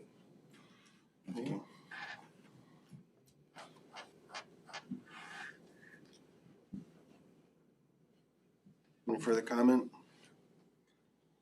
Seeing none, we'll keep the public hearing. If I could just suggest, I think it may make sense just procedurally and for the clerk's sake to close the public hearing. If you're ever gonna move forward on this, you would have another public hearing, but I think just for the sake of the minutes, that really makes sense. I make a motion to close the public hearing then if there's no further comment. Second by Councilperson Bruno, all in favor? Aye. I want to thank everybody who got up to speak. I think it was very productive. And we will, our office will get back to start to circulate the information to the industry and the other stakeholders, which I'm actually making a list of now, besides residents, the agricultural community. I'm not sure, I circulated this list of ag exempt properties in order to pull together emails, but I think that's sort of a arduous process. So I just urge all ag industry and heavy industry and residents who are interested in being part of this larger conversation that we're going to have for meetings to come and workshops to come. If you could please contact the supervisor's office. It's on the website, sdonnelly@queens.org. I will circulate everything that I'm going to circulate to all the parties that stood up tonight and that have a material interest in or just an interest, so that we can have a larger conversation and keep going with this. Having said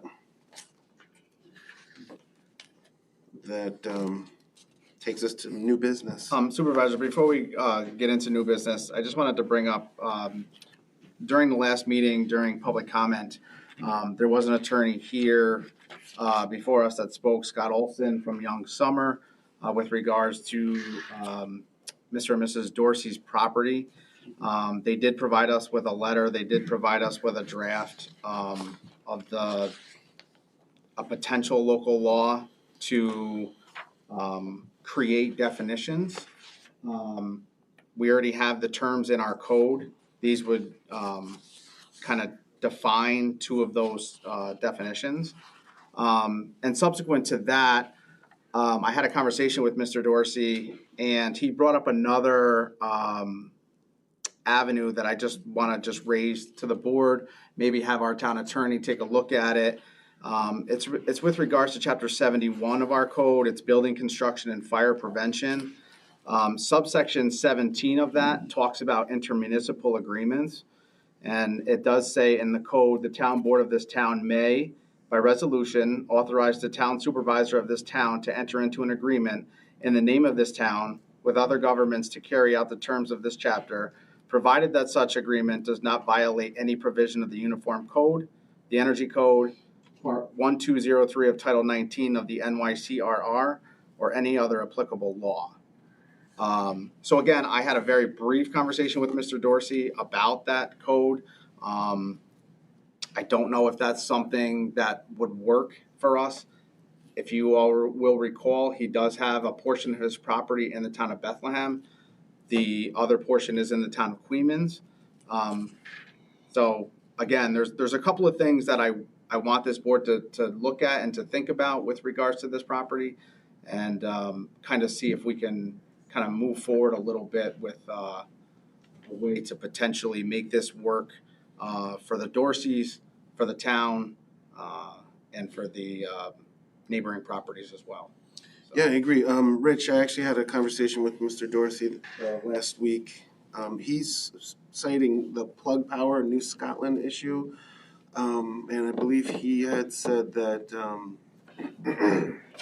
Bethlehem, because their code was the most recently updated over New Scotland's, that's why the courts approved I can take a look at it. I think he may be referring to what was called the Vista Park, which is adjacent to the Price Chopper and Slingerland's. On the opposite side, I think there was another grocery store on the opposite side of the traffic circles. The back of that property actually extends into the town of New Scotland, and so when that was being developed, the Vista Park, there were some discussions and different arrangements between the two towns that allowed that to be reviewed. So I could certainly take a look at that if that's what he's looking into. And if you could forward to me the proposed local law that he's put together, I don't think That Mr. Olson Yeah, provided to us? I think I've seen that. Okay. But I could be wrong, but if you could send it to me just so that I can be certain. Yeah, you might not have been copied on that email. I know it was sent to the town board prior to our last meeting. Okay, I'll flip that to you. And again, I would encourage the board to read through the definitions that Mr. Olson proposed to us, and also take a look at that Chapter 71, subsection 17 as well. And, you know, maybe we could have further discussion at our next meeting.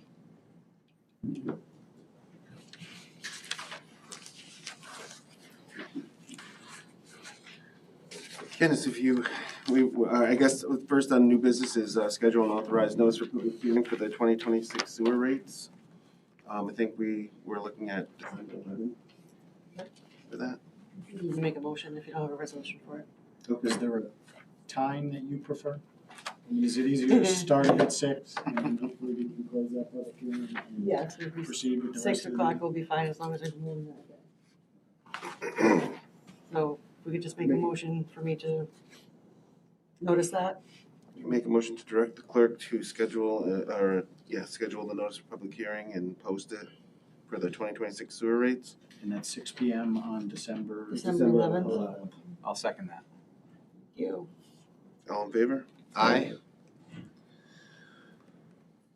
Also, second, I'd like to make a motion to direct the town clerk to post the notice for the 2026 organizational meeting, which will be January 1st, 2026. Do we have a time? Did we do that at 3 o'clock last time? I think 3 o'clock is usually what we do it. Does that work for everybody? So January 1st is a Thursday. Yeah, I guess we can, I don't have any issue with the 1st. 3 p.m.? That'll work?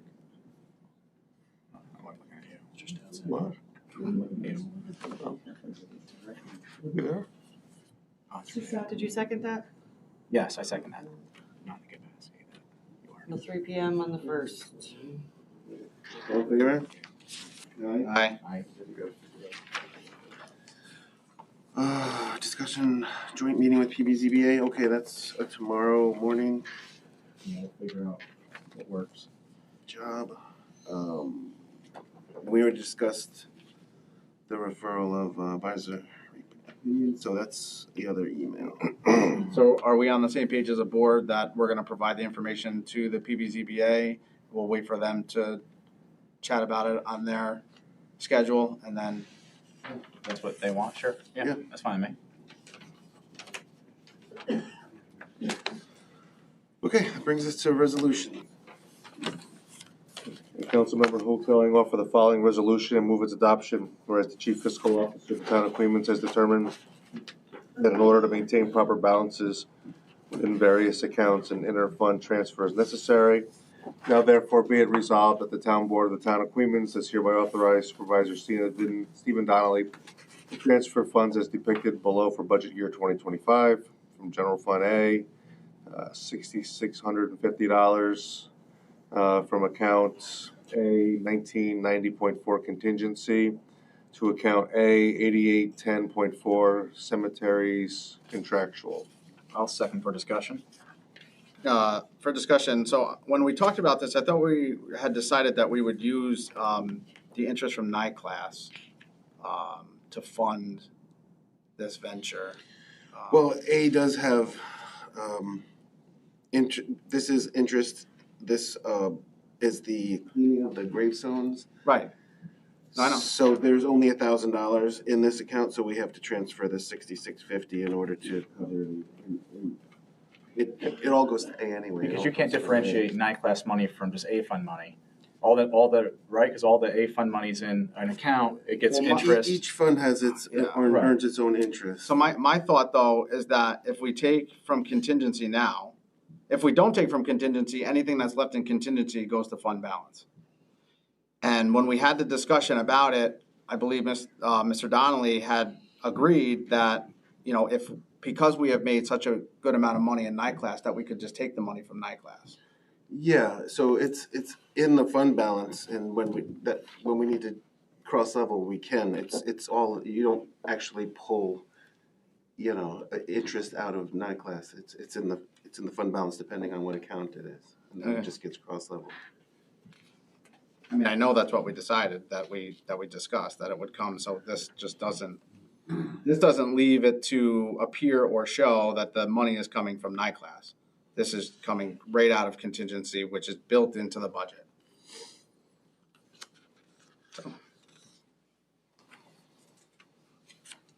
Any further discussion? All in favor? Aye.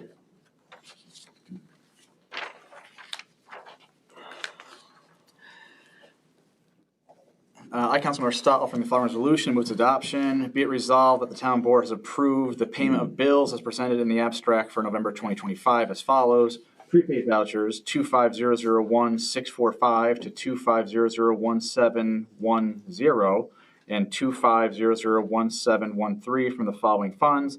General, $168,801.51. Part-town, $21,928.14. Highway Part-Town DB, $51,668.23. H Capital Projects, $74,249.68. Sewer, $26,864.56. Trust and Agency, $51,668.98. Voucher numbers 25001-714 to 25001-798 from the following funds. General, $33,621.60. Part-town, $10,084.88. Highway DA, $610.61. Highway Part-town DB, $17,339.68.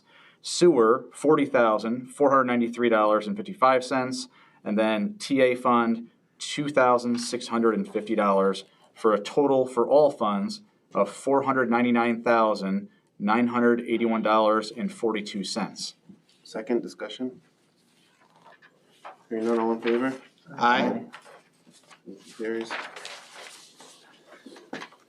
Supervisor Donnelly offer the following resolution and move its adoption. Whereas the town board of the town of Queens recently purchased real property located at 2524 US Route 9W, Ravena, New York, to allow for the relocation of town hall offices to a suitable location that provides adequate space and public access. And whereas the town expects renovations related to the project to be completed during the month of December 2025, and the town intends to move its town hall offices to the property prior to January 1st, 2026, that should be. And whereas in order to effectuate the move, the town requires the hiring of a professional moving company, and whereas pursuant to the town procurement policy, such an expenditure requires a written request for proposal and written quotes from 3 vendors. I think it's 2, Rich, from the price that we had. Yeah, but we got 3 anyway. I think it may be 3. And whereas the requisite number of quotes have been received by the town and were reviewed and evaluated in accordance with the required procedures in the town procurement policy, now therefore be it resolved that the town board of the town of Queens hereby authorizes Supervisor Stephen Donnelly to take such actions and sign such documents necessary to accept the quote prepared by Maybe's Moving and Storage Incorporated in connection with the provision of moving services to the new town hall facility at 2524 US Route 9W. And the town board of the town of Queens hereby authorizes the expenditure for moving services to the new town hall facility at 2524 US Route 9W to be paid using funds from the established H50 9W Renovation Capital Fund, which contains sufficient funds to cover such expense. I'll second it. discussion? I just have a question, as far as when we do move, will there actually be like a memo out to those of us moving, telling us what we're expected to do and when? I haven't seen anything of that sort yet. Yeah, did when they were coming in for quotes, did they have any information for you? No. Okay. Yeah, I was talking to the departments in my office today about not only that, but sending out letters specifically to seniors, people that don't have access to, computers, that we are moving. And I want to reach out to the other department heads to see what the scope of that's going to be. Because if there's 7,000 residents, we may start with seniors and also work up a moving plan, essentially, is what you're talking about. No, I just wanna know when someone's gonna officially tell me I'm moving out and what day that is. Oh, December 8th we're looking at. Right, that hasn't been relayed to me. So I'd just like to know when I'm moving. Are we moving that day? Are we all gonna be out in a single day? Is Edmund setting us up that day? Like, how long will we be down? The moving company, so Edmonds, all the other professional services have been working. The moving company is confident that they can do both buildings in one day. Okay. We asked the police, well, chief's gone, we asked if the police department needed anything moved and they said no. So, yeah, that they're. So December 8th is moving day. December 8th is moving day. Okay. And How long will the offices be closed?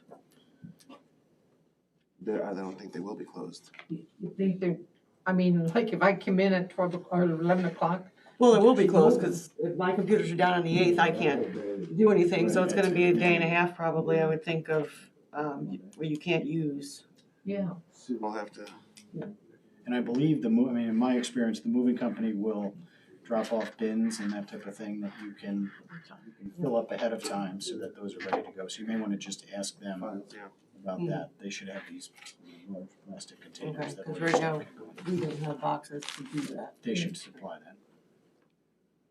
Yeah, I mean, the quote says 100 plastic relocation crates, and then in parentheses it says 3 weeks. Is that 3 weeks in advance?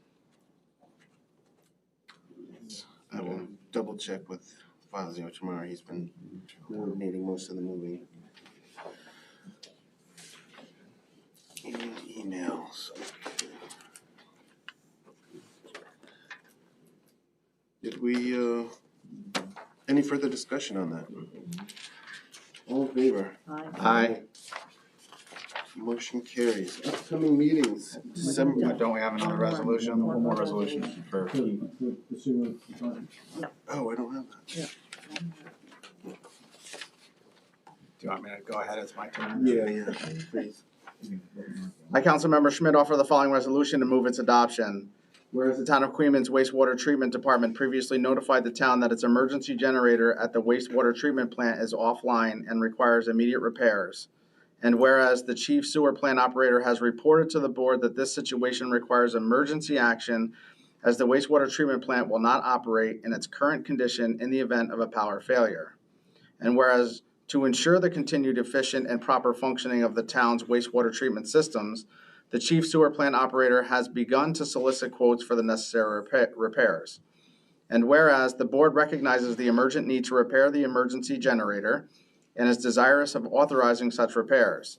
And whereas pursuant to the intermunicipal agreement for the provision of sewer transmission lines and treatment facilities for use by the Village of Ravena and Town of Queens dated July 6, 2010, as amended, the chief sewer plant operator has advised the Village of Ravena of the town's proposed repairs so that the village had an opportunity to comment on the same. Now therefore be it resolved that pursuant to the representations made by the chief sewer plant operator that the wastewater treatment plant will not operate in the event of a power failure, the town board of the town of Queens declares this to be an emergency situation within the meaning of the town procurement policy. And be it further resolved that the town board of the town of Queens hereby authorizes the chief sewer plant operator to accept the lowest quote with the best value, not to exceed the total amount of $8,250 in order to effectuate the repairs. I'll second that. Discussion? So I just had two questions, and I think they were both answered. What did the Village of Ravena say during their opportunity to comment? And will the Village of Ravena be reimbursing us the 75% per the intermunicipal agreement? And it sounds like that's my reading of the agreement. If they will be reimbursing you no matter what, there is an addendum that expires at the end of this year, so in terms of what that reimbursement might be, that could change after January 1st. But if the purchase is made prior to December 31st, whatever is in effect at the time of the purchase would. I think that that's the case. I guess I'd want to parse out that language a little bit. I think it would be easier if this work could be done and billed and approved at your second meeting of the month. That would avoid any confusion or debate.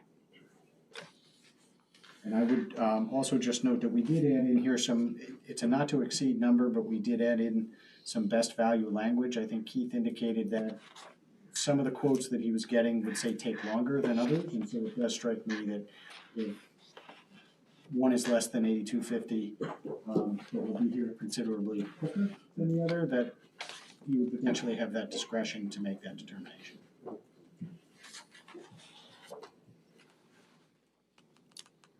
Any more discussion? Hearing none, all in favor? Aye. Upcoming meetings, December 8th and 17th, PBZBA at 7 p.m. And our next meetings are the 11th and the 22nd. 22nd's a Monday. At 6 p.m. Public comment time. If there are any public comments, please step to the lectern.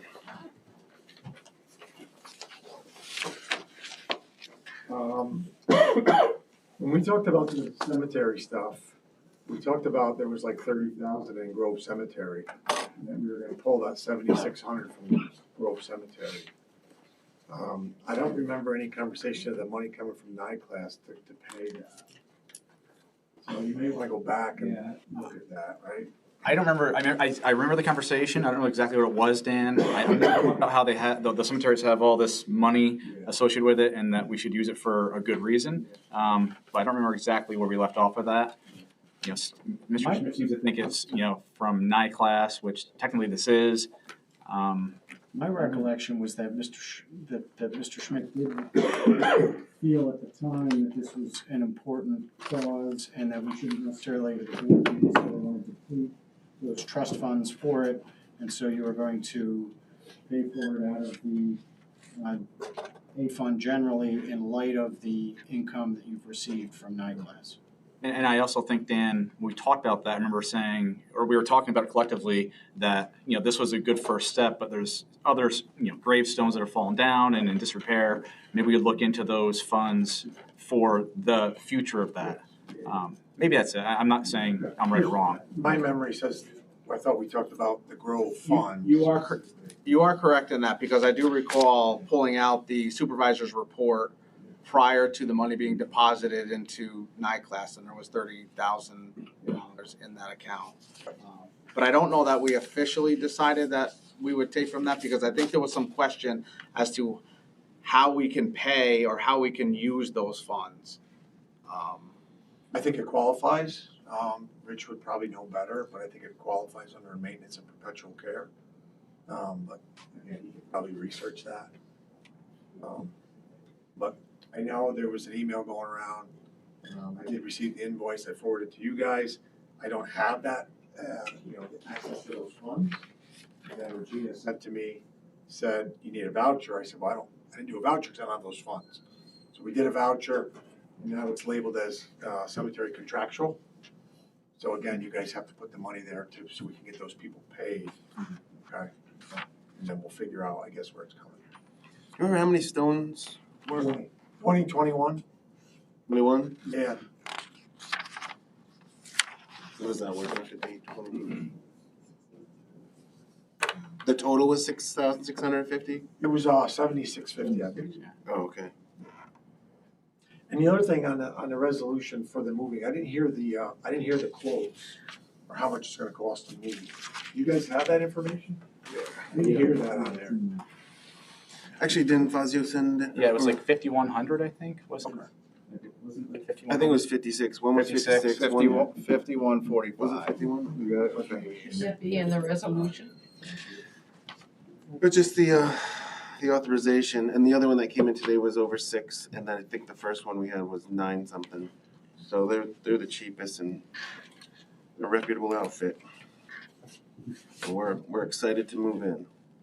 Yeah, one was 92.40.25. One was 67.80. And then the one we went with was 51.45. Any further public comment? Hearing none, I make a motion to adjourn. Oh, I'm sorry. I didn't mean to cut you off. A little slow.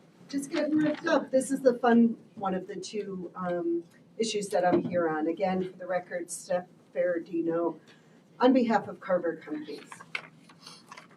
I'm here after listening to the last meeting where a surprise was on your agenda without much way of the public knowing what it was for removal of the site plan exemption for principal uses in the industrial zone. As best I can gather from the recording of the meeting, the town board rationale for this provision was to take corrective action, and I think that was Mr. Stott, and or fix truck traffic, which was the supervisor. The exemption for industrial users was intentional way back when it was enacted some 32 years ago, and it continues to be followed by the town. In 2013, now this is after the 2011 local law that you're thinking needs to be corrected, but in 2013, there was a wholesale review of your zoning code. They redid the zoning map, they consolidated your districts, you had some like 11 districts and they got consolidated down.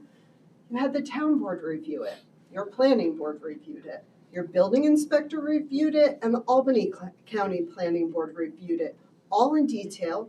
You've got somewhere in Town Hall many, many pages of comments and recommendations, and the exemption remained from that 2011 from the prior code. It's clear that it was reviewed. There's in fact a comment in one of them that says the use table will stand. So they clearly looked at it, it's documented. The use table was then revised 2 more times in 2020 and 2023, and that industrial exemption remained. 3 separate times in 14 years since Local Law 1 of 2011 was passed, town boards reviewed, sent it to the planning board, and then readopted that zoning schedule. That was done in collaboration with the boards in your town. The town has consistently exempted the I-1 and I-2 properties from site plan. Rationale for this? Likely found in your comp plan, whose goals are to encourage, support existing and new businesses, quote, by fostering a healthy business environment and promoting the development and growth of new and established businesses. Again, this is a goal and vision of your town. If it's no longer the vision, you need to change your comp plan. It's impossible to modify the zoning code. Look in your state law, look in your town code, whose passage must be compliant with the comprehensive plan. Without amending these important goals, you cannot pass this provision. The proposed resolution is defective on many other grounds, and I think you've got pages and pages and pages of lawyers smarter than me detailing the legal analysis on it. But let me just highlight them in ways the public can understand, a little more accessible, I think, some of the language might be. First defect is that businesses and property owners and homeowners in your town are allowed to rely on the documents the building inspector issues when people want to build buildings. Those are building permits and certificates of occupancy. The building permit obviously starts at the beginning of the process. In your code itself at 165-12 B3A says the building inspector can issue a permit only, quote, upon determining that the proposed work, use, and occupancy are in compliance with the zoning chapter.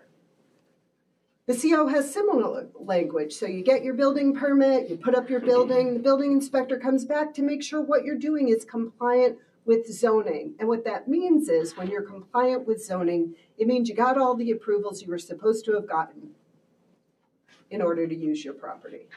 So the CO has similar language. The inspector can only issue after a determination that such occupancy is in compliance with the zoning chapter. That's 165.12C2A2.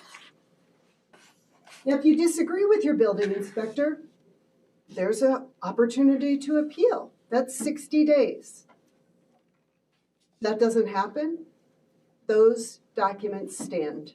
And all of the businesses in my client's industrial park and in the Port of Queens have their certificates of occupancy and their building permits. Carver and all other businesses in your town have a legal right to rely on these determinations by your official. So let's transition over to ambiguity, shall we?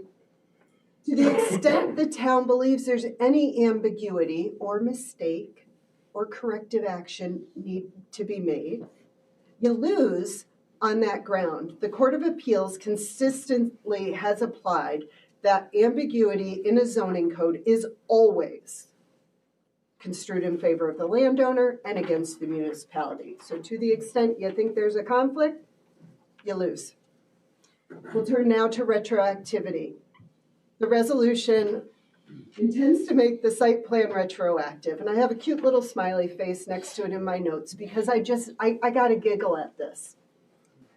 I'm not sure what the point is in trying to make site plan retroactive. Buildings are built when they need site plan, following site plan review. So now you want to roll that back, right? So we've got an existing building. Its ingress and egress exists. The water and sewer connections have already been made.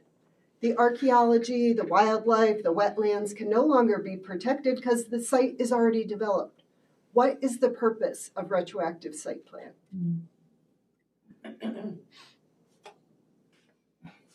Cal left the barn? I don't know. Trucks associated with the uses exist. They're already on state designated truck routes.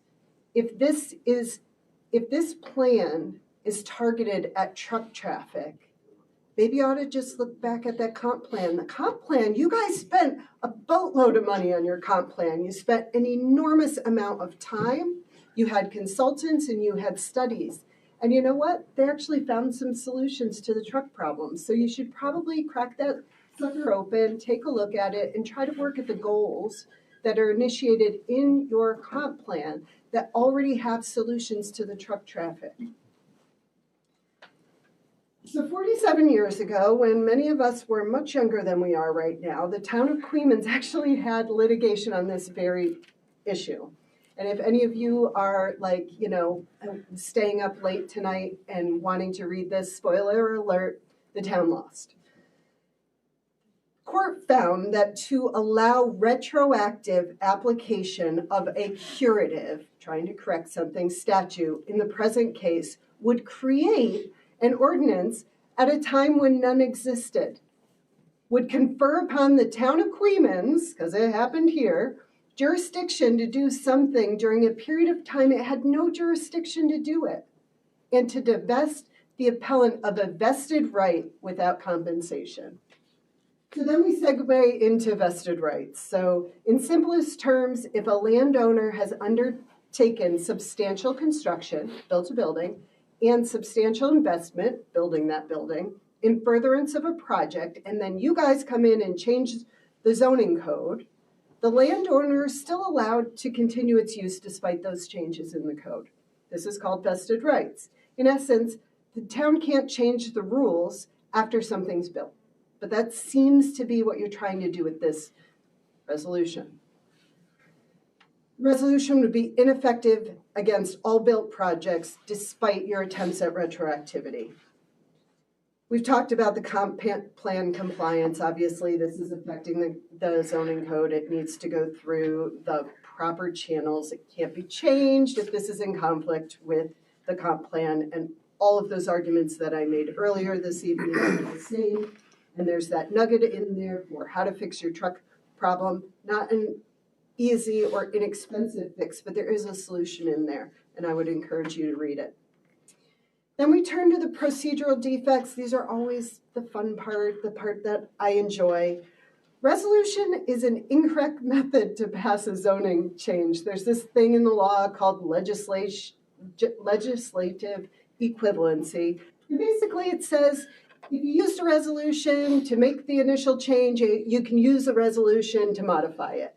In this instance, your zoning code wasn't passed by resolution, it wasn't passed by ordinance, it was passed by local law. And so you need a local law, not the resolution, in order to change it. Proper procedure obviously would be very similar to what you're doing with the transportation terminal. You got to introduce the local law, you've got to refer to the planning board and or county if necessary. There'll be recommendations, and then you initiate your public hearing. Obviously, secret needs to happen. We think this resolution's terrible. We think it ought to, honestly get thrown in the trash, which is where it belongs. On behalf of Carver and all the other businesses in your town, I would urge you to refrain from advancing this resolution or a local law in any form related to the actions you attempted to make at last November's meeting. Thank you. Any further public comment? Hearing none. Keith, you coming? Hello, Keith Jarlson, 187 Fuller Road. Lives in here, grew up here. We're talking about truck traffic, and it just seems like tonight there's been a couple of, people threatening the town for doing things like this. Yes, there's laws that are out there. You're going through the code book and that. Yeah, they did things 20 years ago that they wrote in there. Things have changed over 20 years, so you got to go back and address them. And as far as truck traffic, if there's something in there, why aren't they addressing that truck traffic and stuff like that? Because I'll tell you right now, the town of New Baltimore doesn't love that truck traffic on 144. We don't like it through the village. We don't like it on our streets. They could easily, everybody that comes up from south or goes south, they could easily get off at Selkirk and come down 144 and come into the industrial park and leave that way and not come through the village. When you think of all the trucking we have, Cedar Hill, got 2 outfits. Collins has trucking. All these trucking companies that run through our town. And then you add that salt hauling out. They're coming up, they're going south. Why are they going through the village? Why don't they go back up to Selkirk and get on?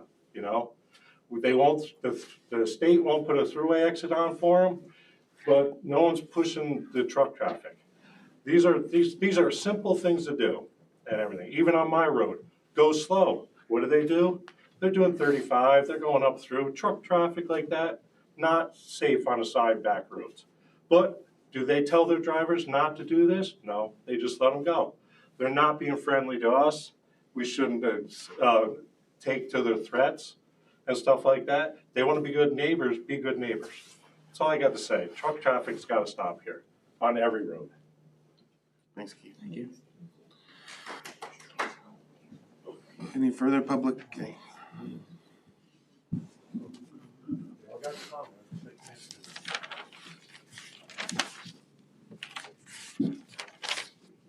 No. Everything we have going on, yes, we have the truck traffic, absolutely. But everybody knows that nobody wants to live in New Baltimore because of their taxes. And people from New Baltimore are so interested in town of Queens, they sometimes come in and attend our meetings too. So I think this law shouldn't be passed, and like everybody else said, we should look into resolving the truck traffic issues by maybe the town getting together and applying for that throughway exit and other more productive solutions than trying to pass something which could affect all the small businesses. Thank you. And that generator, can the coolant leak be fixed, or it's past that point? Yeah, I think he said Keith was putting stop leak in it. Okay. So we're looking for. Because we deal with heavy equipment all the time, and if we get a coolant leak, we usually fix that leak instead of buying a new generator. It's on, they tried that. Have they tried that? Thank you. Thank you.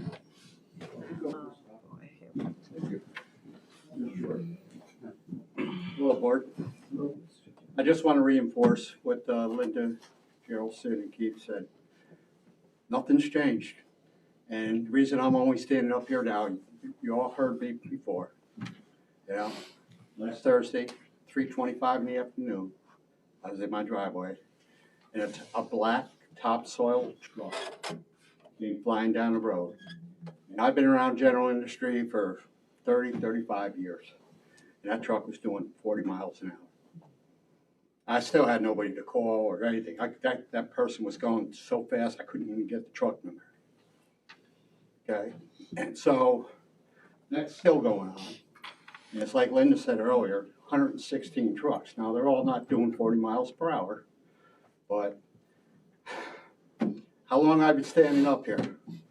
Since 2016. And it's, what's that saying, you know, I'm not crying wolf, but something's gonna happen. So I'm just up there, you really need to address that. You heard my arguments on the dust and all that stuff. I'm just saying, and after our meeting with Wholesome, Amrise, Heidelberg, Steve, you were there at the quarry, and there were some complaints made, and, nothing's changed. Still 116 trucks, some are speeding, some are not covered, all right? I'll give the drivers the benefit of the doubt. Majority of the drivers are going slow, right? But there's always that 10, 20%. And pretty soon, something's gonna happen. Thank you for your time. Thank you. Hello, Board. Wanted to apologize for how I spoke to Mr. Stott and Mr. Donnelly last week. And speaking from the seats, I should speak from the lectern when I want to address you guys and keep the meeting appeasable to everybody. So I do want to apologize for that. I spoke to you after the meeting, I called you on the phone, but I want to do it publicly. Now, about 2 years ago, I had a meeting with Senator Breslin about potentially getting off-ramp, an industrial exit into the Port of Queens. He was very easy to work with. He was adamant about it. He said it would be a very big challenge to deal with New York State DOT, and he was done with his term. We have Pat Fahey in there now. I am in discussions with Danny McCoy. He has provided us with some money for a traffic study. That is currently out for RFP for an engineer to come in and resolve that traffic study, kind of come in and set it all up for everybody. So that's out for RFP right now. So that does nothing for us right now. If you guys would like to work with me, we can set up a meeting with Pat Fahey to bring this exit off-ramp up again, and maybe we can meet together with her, and maybe we can bring Dan McCoy in there too, or somebody from the county exec's office. If it's coming from one person, it kind of gets chewed under the rug. I'm sure Pat has a lot of things on her plate right now, but maybe if we came at her with a three-pronged approach, we could make something work. I'm willing to do that and keep it forward. I haven't really done much as far as solutions-wise, but this has been the big thing that I've been trying to do. It's a really tall task. It's a really tall order. There's a lot of different scenarios, a lot of different things involved, but if you look back, like Bob said, like the Geraldsons are saying, it's been the common denominator. I don't think Carver or anybody else are the bad guys. I think we have a chance to work together, and I think if we went to Pat Fahey, we could probably maybe get the ball rolling and see what we got. We got the New York Fast Grant, that's $17 million. That's still not accepted, but maybe that could be a chip in this piece of the puzzle. All right? So keep the dialogue open with me. I will with you. And if you guys would like to do that, we can certainly set that up. All right? Yeah, I'd like to loop the mayor in on that too. 'Cause I think absolutely, it's yes. very important that we Yep. present a united front I agree with that. on that. And I think we have hopefully a bit of leverage right now. All right? Yeah, That's probably going forward. But right now, we gotta. We'll probably show up anyways. Yeah. Well, all right? Work with you guys on that, all right? Thanks, sir.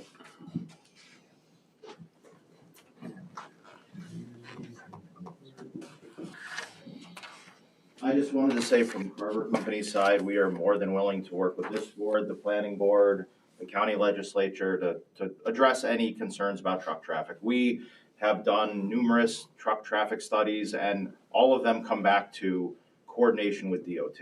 We all know DOT is a bear in the room. We worked with the previous board to try and get speed limits reduced. DOT says no. We appeal it. DOT says no.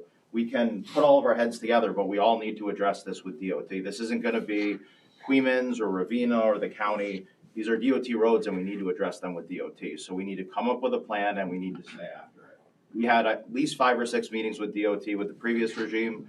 We haven't been part of any conversation since. We haven't prompted them and we are unaware that the board has prompted them. We are more than willing to come back to the table and work with you guys, with our tenants, with Heidelberg, with Amrise, and anyone else that is contributing to truck traffic, but it has to be addressed at a state level. Unfortunately, that's just the way it is. If we want to lower speed limits, we need to address it at a state level. And if we want to change truck traffic patterns, it has to come from DOT. We hear the concerns of more trucks going north. Our last truck traffic study suggested that we not police anyone going north, south, east, or west, and we just let it flow naturally because that is the way to decrease traffic leaving and entering the port. And that's what we've done. We've followed all the recommendations of DOT, and if that is not resonating on the town, we are more than willing to work with you guys to change that, but it has to be collaboratively because we all know what we're facing with DOT. Thank you. Thanks.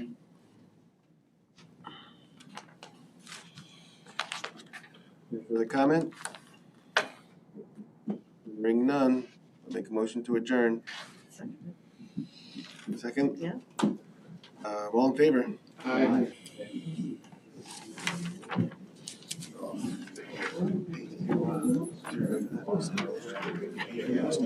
Joe, did you know? You know, I was. No, I know, it's 1976, but did you read it? I've got